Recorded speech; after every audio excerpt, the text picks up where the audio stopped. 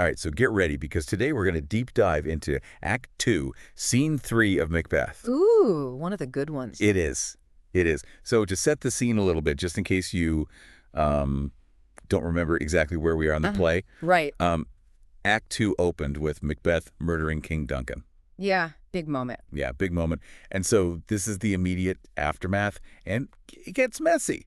That's one way to put it. Yeah. Yeah. It's Yeah. like a bomb went off in the castle and we're seeing all the pieces fly. Absolutely.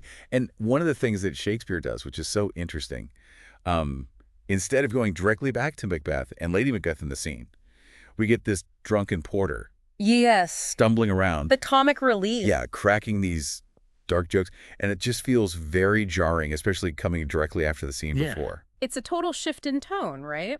And I think that's precisely what Shakespeare was going for. He wants to give the audience a moment to breathe. Like you just said, coming off of that really intense scene with the murder, we need a little bit of a break before we plunge back into the drama. But the thing about the porter, though, is that even though he's providing comic relief, there's a lot more to his ramblings than just jokes. Oh, yeah. Like, think about it. He imagines himself as this gatekeeper of hell. Right. Welcoming in all these shady characters. We got the farmer who hoarded grain during the famine. Then you've got a liar, like an actual, like, professional liar, I guess, who lied under oath. And then finally, like, the tailor who was stealing fabric from people he was making clothes for. So what do you think Shakespeare is trying to tell us about the state of Macbeth's castle at this point? Well, I mean, it's pretty clear, right? He's saying that the castle's already a kind of hell on earth. Yeah. Even before we actually find out about the murder. Right, exactly. It's like this evil has already seeped into the very walls of the castle. But it's also really interesting when you think about the specific figures that the porter describes, because they all kind of represent these same sins that Macbeth has just committed. Oh, interesting. Yeah. So you've got the farmer, right, who's hoarding grain during a famine. So that represents greed and ambition. Sound familiar? Yeah. And then you've got the equivocator. You know, he lies under oath, so he embodies deception, which is, of course, at the heart of what Macbeth has just done. Right. And then the tailor stealing fabric, you know, it's like a direct parallel to Macbeth stealing the throne through murder. It's like Shakespeare's dropping all these little hints, or not so little hints, about the consequences of Macbeth's choices.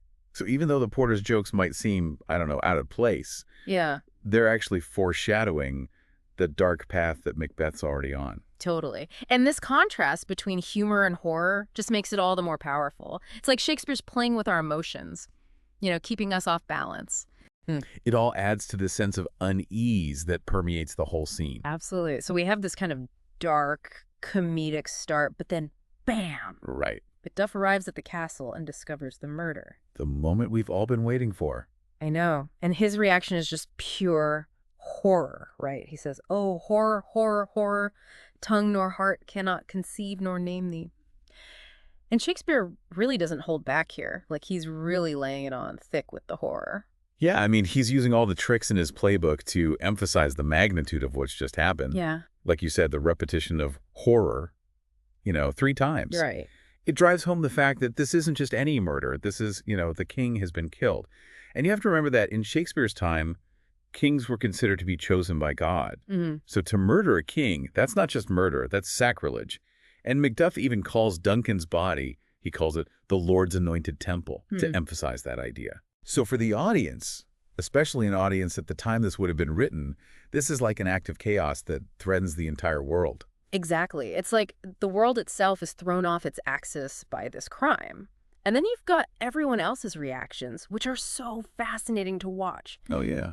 We see Macbeth pretending to be shocked, which, we know he's not. Of course. You've got Lady Macbeth trying to keep everything under control. Keep up appearances. Exactly. And then you have Banquo expressing his, cautious suspicion. It's like Shakespeare's weaving this web of intrigue, and we can already see how this one murder is going to tear these characters apart. Yeah, it's like everyone's got a mask on, right? Oh, hiding their true feelings. yeah. Especially Macbeth.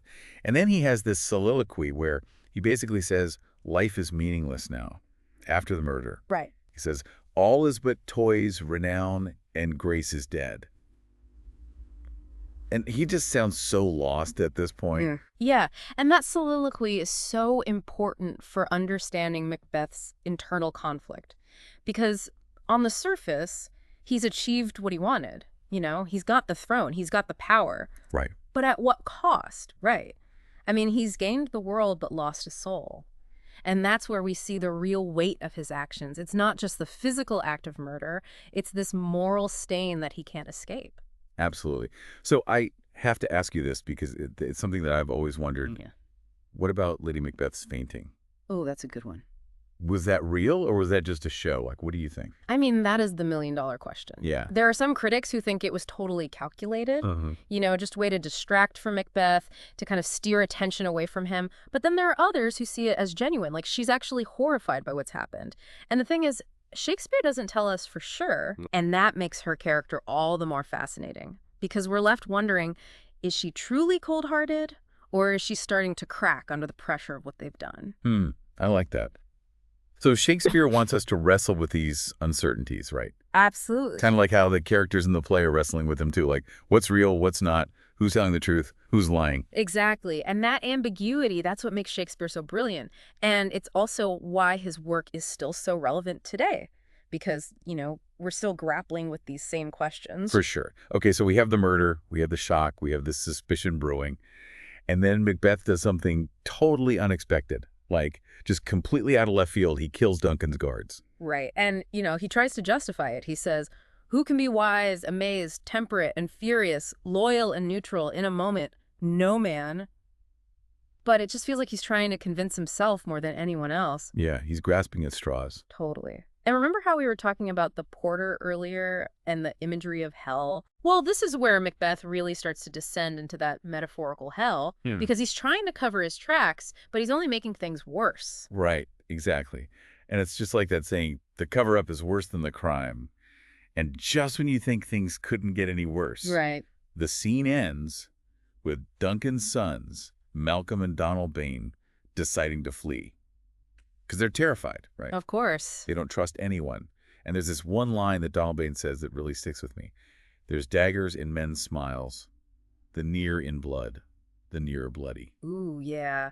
That line sends shivers down my spine every time I hear it. Because it just perfectly captures the mood of the play at this point. The fear, the suspicion, the sense that no one is safe. Even your own family can't be trusted. Yeah, you said it. And it all just points to this complete breakdown of order and stability that's happened because of Duncan's murder. So much happened in just this one scene. I know, it's packed. Yeah. You've got action, symbolism, psychological complexity, and this is just scratching the surface, really. I know, right? It's incredible. And you know what? I think we've given our listeners a really good overview of what this scene's all about. Absolutely. So we've got a really good handle on the immediate consequences of Duncan's murder, the shock and suspicion, and of course that sense of impending doom that just kind of hangs over everything. Absolutely. I think they're ready to dive into the rest of the play. Me too. It's wild, right? Like how Shakespeare really creates this sense of unease and disorder in the scene. Think about like Lennox's description of the night. Chimneys were collapsing. There were these like strange screams in the air. Even the earth was shaking. Yeah. It's almost as if nature itself is reacting to the murder, like the world's literally out of joint. Exactly. And that's something you see a lot in Shakespearean tragedies. Yeah. When this moral order gets disrupted, like when something really bad happens, the natural world reflects that chaos. Yeah. It's like those scenes you see in movies where there's like a storm brewing right before, like something terrible is about to happen. Yeah. Shakespeare was doing that, way back in the 1600s. Yeah, he was a master of atmosphere, that's for sure. And, we were talking about the porter before and all of his, like, drunken ramblings about equivocators. Yeah. Well, that's not just, like, a funny little aside. It's directly connected to this theme of deception that runs through the whole play. So it's not just, like, outward deception, like how Macbeth's pretending to be innocent. Right. It's also about this, like, internal struggle that he's having with himself. Trying to convince himself that he did the right thing, but his conscience is obviously eating away at him. Right. And we see that conflict reflected in his language. Remember when he says, "Had I but died an hour before this chance, I had lived a blessed time." He's already regretting what he's done, but he's trapped by his ambition. There's no going back. He's dug himself into a hole, and now he just keeps digging. And that raises such an interesting question, especially when you're thinking about, like, younger readers who are encountering Macbeth for the first time. Like, is Macbeth just inherently evil? Or is he a victim of his own ambition? Was he always going to become a tyrant? Or did he make the series of bad choices that led him down this path? It's a tough one. I mean, he did get that prophecy from the witches, which Yeah. definitely planted this seed of ambition in his mind. Right. But he also chose to act on it. He could have just ignored them. Right, exactly. And that's what makes Macbeth such a fascinating character. He's not just this, like, one-dimensional villain, you know? Right. He's complex, he's conflicted, he's capable of great love and terrible violence. Absolutely.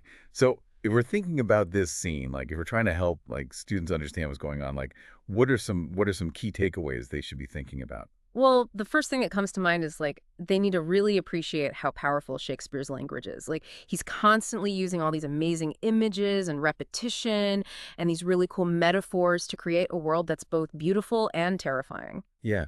Like, you know, when Macduff describes a murder scene as confusion now hath made his masterpiece.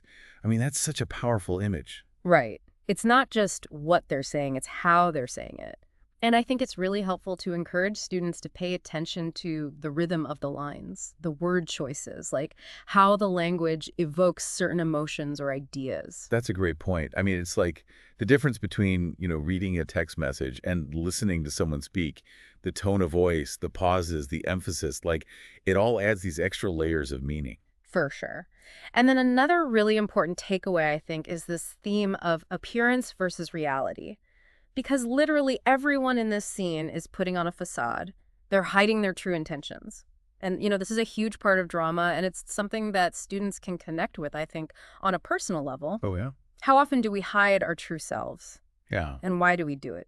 It's such a relevant question, even for young people. You know, they're navigating social situations, trying to figure out who to trust, dealing with all the pressures of being a teenager. It's like all about appearances in a lot of ways. Absolutely. And then, of course, there's the question of consequences. Like, Macbeth's desire for power has led him down this very dark path, and we're really starting to see the effects of his actions in this scene. Yeah.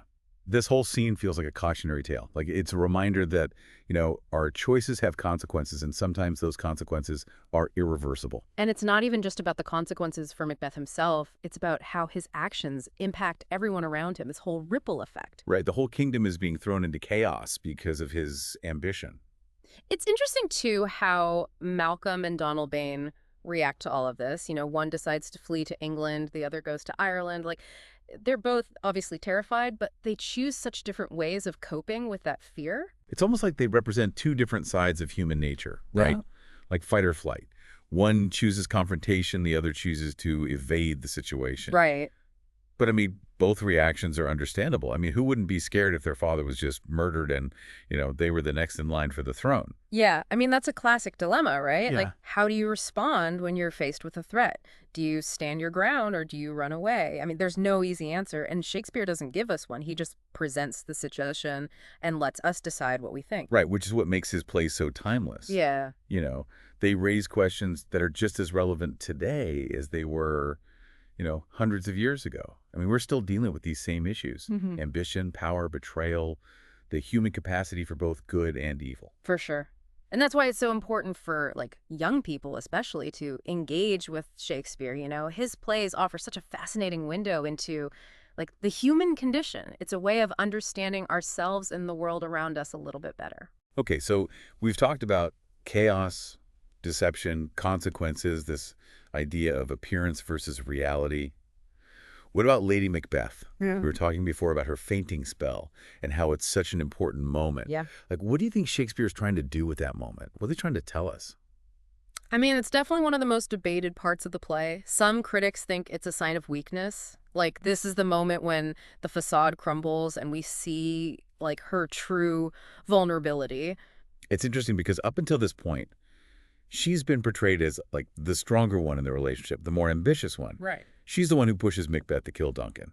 She's the one who seems totally unfazed by all the bloodshed. Right. But then she faints at the sight of his body. So is this like a real reaction, or is this just a calculated move to, you know, try and deflect suspicion? Right. It's like Shakespeare's intentionally leaving it open to interpretation. He wants us to question her motives, to wonder, you know, what's really going on beneath the surface. Right, exactly. And it's that ambiguity that makes her such a compelling character. I mean, is she a cold-hearted manipulator, or is she a woman who's trapped in this situation that she created? Yeah. Or maybe it's a little bit of both. It's like, classic Shakespeare, right? Like, he doesn't give us easy answers. Right. He makes us think. He makes us question.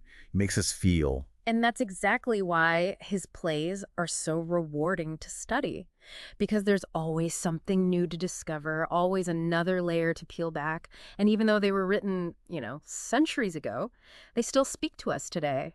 And sometimes in ways that we don't expect. So we were talking about Lady Macbeth and, that whole fainting spell. Yeah. Like such a pivotal moment in the play. It really is. Like Shakespeare throws this curveball at us right when we think we have her figured out. Totally.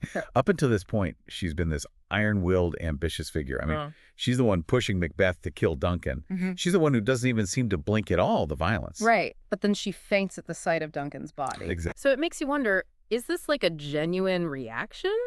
Or is this just another one of her calculated performances? Like, is she really losing it, or is she just trying to manipulate the situation again? It's brilliant, right? Like how Shakespeare just leaves that question hanging there. But, I mean, whether her fainting is real or fake, it definitely affects how everyone else sees her. Oh, absolutely. It adds to this whole sense of, confusion and distrust that's just swirling around the castle. Yeah, everyone's questioning each other's motives at this point. Exactly. And that atmosphere of suspicion, well, it's only going to get worse as the play goes on.